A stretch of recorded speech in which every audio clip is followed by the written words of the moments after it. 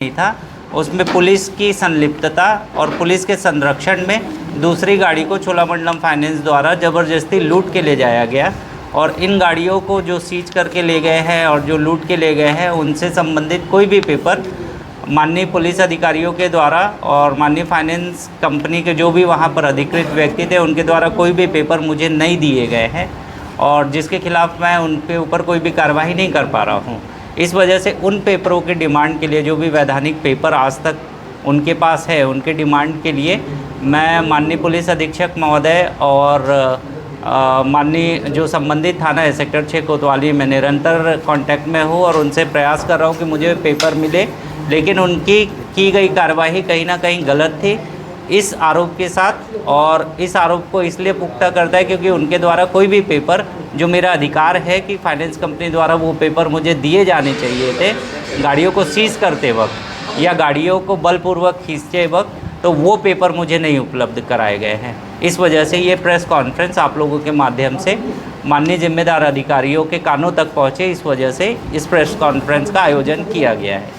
आपकी मांग पूरी नहीं होती तो क्या करेंगे? मेरी मांग, अगर इन दोषियों पर अगर वो किसी भी तरीके से अगर मेरी दूसरी गाड़ी को लूट के ले जाने का अगर कोई भी पेपर अगर मुझे उपलब्ध नहीं करवाते हैं और उस पर अगर संबंधित थाना या माननीय पुलिस अधीक्षक महोदय अगर उस पर कोई भी कार्यवाही अगर नहीं करते हैं, तो मुझे मजबूरन 19 सितंबर 2024 यानी कल से 19 सितंबर और 20 सितंबर को दुर्ग हिंदी भवन के सामने मैं अमृतसर में रहूँगा।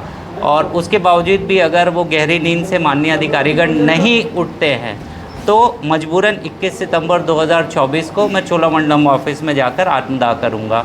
और इसकी सूचना मैंने अभी कुछ देर बाद, इस प्रेस कॉन्फ्रेंस के तुरंत बाद माननीय मुख्यमंत्री महोदय को, माननीय गृह मंत्री महोदय को, माननीय पुलिस महानिदेशक महोदय को और माननीय सांसद महोदय दुर्ग जिले को मैं रजिस्टर्ड डाक के द्वारा भेजकर सूचित करूंगा। अपना परिचय देंगे। मेरा नाम शैलेंद्र प्रसाद पांडे है और मैं sector 5 street 14 house number 2C Bhilai में निवास करता हूँ। गाड़ी के पेपर के आधार पर या तो जब तक कि पुलिस FIR न कर दे, पुलिस के रहते हुए गाड़ी नहीं किया। जी मैंने वो किया है, वही मैं कह रहा हूँ कि वही चीज़ मैंने, इस पे कार्रवाई मैं नहीं कर सकता। न्यायालय में पुलिस के पास जब तक उस पर कोई जांच या विवेचना या कोई भी ऐसी चीज़ें ना हो, या पंचनामा जो उन्होंने किया है, जो कंपनी ने मेरी गाड़ियों को उठाया है, वो एक पंचनामा बनाता है कि ये गाड़ियाँ थी और वो गाड़ियों को उठाने के बाद उसकी एक प्रति संबंधित थानेदार या जो भी व्यक्ति है, जो भी लोग हैं, उसकी कॉपी। मेरा वही है कि मैं उनको पार्टी बनाऊं, लेकिन पार्टी बनाने का अधिकार पुलिस को है, नहीं तो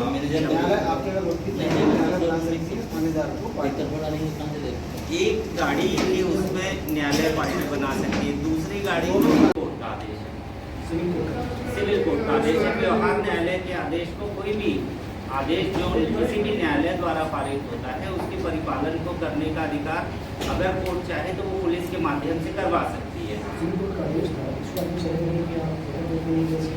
इसके लिए एक व्यापक व्यवस्था होती है कि मैं इसके चैलेंज को मैं हाई कोर्ट में चैलेंज कर सकता हूँ इस डिसीजन के विरुद्ध। लेकिन उन्होंने 11 तारीख को मुझे एक आदेश दिया जिसके तहत जो लूटी हुई गाड़ी है, जो ये है 15 जुलाई 2024 को ये आदेश पारित हुआ।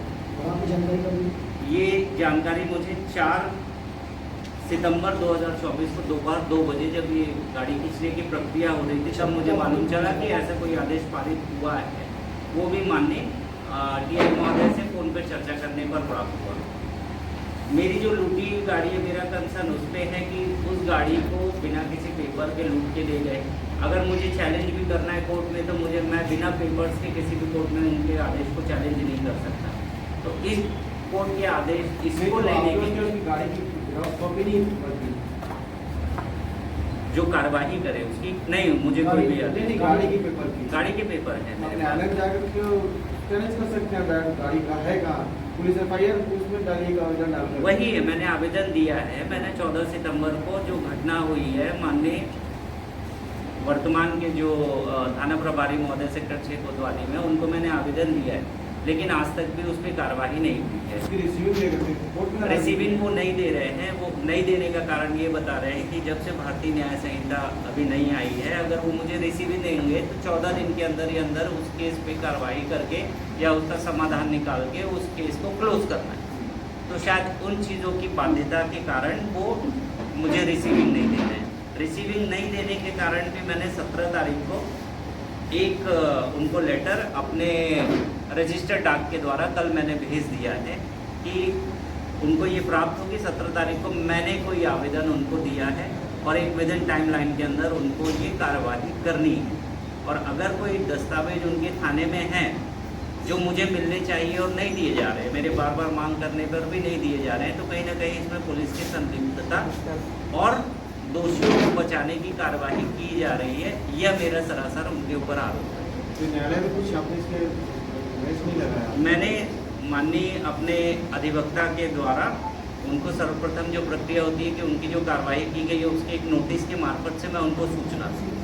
तो 13 सितंबर 2024 को जैसे ये कार्रवाई हुई, मुझे उनका एक लेटर मिला जिससे मुझे ये ग्राह्य हुआ कि दूसरी गाड़ी 7622 को जो बलपूर्वक लूट के ले गए हैं उनको शांतिप्रिय ढंग से वो अपने आप उठा के ले गए हैं। जबकि वहाँ 19 और 20 तारीख यानी कल से बुधवार, गुरुवार और शुक्रवार को मैं दुर्ग में आमरण अनशन में रहूँगा और मेरे इस विषय पर अगर माननीय पुलिस कप्तान महोदय श्री जितेंद्र शुक्ला जी और माननीय थाना प्रभारी महोदय सेक्टर 6 कोतवाली भिलाई अगर दोषियों पर जांच कर अपराध दर्ज नहीं करते हैं तो मैं चोलामंडलम के ऑफिस दुर्ग में आत्मदाह भी करूँगा। ये मेरी न्याय के लिए उनसे एक आखिरी गुजारिश है। और इन सब घटनाओं का आवेदन मैंने माननीय मुख्यमंत्री महोदय छत्तीसगढ़ शासन, माननीय गृह मंत्री महोदय छत्तीसगढ़ शासन, माननीय सांसद महोदय दुर्ग क्षेत्र और पुलिस के महानिदेशक महोदय को भी रजिस्टर्ड डाक के द्वारा सूचित करूंगा इस प्रेस कॉन्फ्रेंस के बाद। यही मेरा कहना है।